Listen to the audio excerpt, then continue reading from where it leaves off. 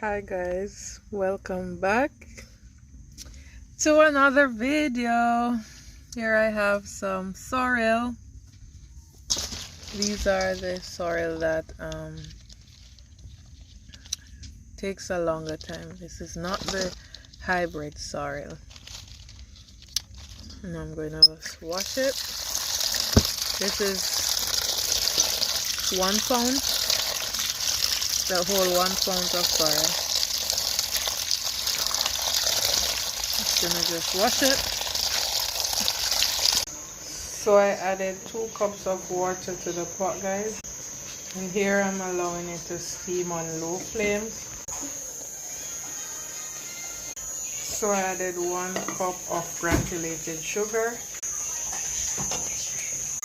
So now just allow this to cool, then blend it, then add it to your cake mixture.